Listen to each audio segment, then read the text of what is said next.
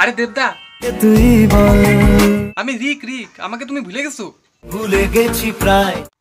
কি কও তুমি আমার ভুলে গেছো? একসাথে কালকে প্রাইভেট থেকে আসলাম আর আজকে তুমি আমার ভুলে গেছো গা? আচ্ছা কালকে যে মাস্টার আমাদের অঙ্কটা দিল, অঙ্কটা করছো, অঙ্কটার উত্তর মিলছে? মেলেনি তার উত্তর। কি অঙ্ক মিলে নাই? তাহলে এখন কি করবা? খোদা জানে। ক্ষুধা জানলেই তো হবে না দেবদা, মাস্টার তো আমাদের দিবে। আচ্ছা অঙ্কটা মিলানির চেষ্টা কতবার করছিলে তুমি? হাজারো বার। তোমার 1000 বার করার পরেও উত্তর মিলে নাই? কি যে করি। আচ্ছা ও সোহমদা, তুমি তো কালকের থেকে অঙ্কটা করতেছিলা, তোমার কি উত্তর মিলছে?